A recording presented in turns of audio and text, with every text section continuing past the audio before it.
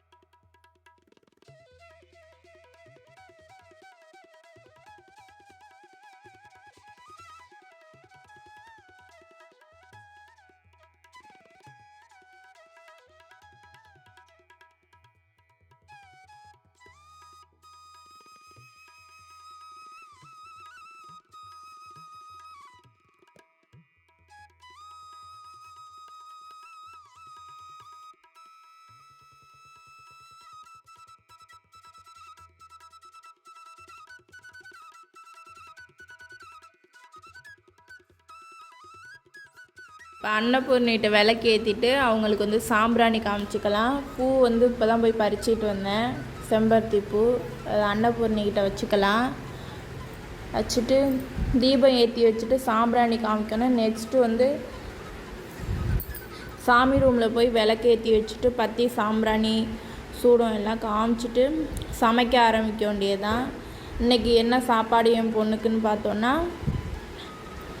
புளி சாதமும் பீட்ரூட்டு தொட்டுக்கையும் தான் இன்றைக்கி சாப்பாடு என் பொண்ணுக்கு. முதல் நாள் நைட்டே சொல்லிட்டா எனக்கு இந்த சாப்பாடு தான் வேணும்னு. அதனால் காலையிலே எழுந்திரிச்சு சமைச்சிட்டேன். இப்போ நெக்ஸ்ட்டு பார்த்தோன்னா அன்னபூர்ணிக்கு வந்து சாம்பிராணி காமிச்சாச்சு. இப்போ வெளில போய் இயற்கைக்கு போய் சாம்பிராணி காமிச்சிக்கலாம். நம்ம எப்போதுமே வந்து சாமி எந்த அளவுக்கு கும்பிட்றோமோ அதே மாதிரி இயற்கையும் கும்பிடணும். இயற்கைக்கிட்ட எது வேண்டிக்கிட்டாலும் நடக்கும்னு சொல்லுவாங்க. சாமிக்கு தூபம் காமிக்கிற மாதிரியே இயற்கைக்கும் தூபம் காமிக்கணும்.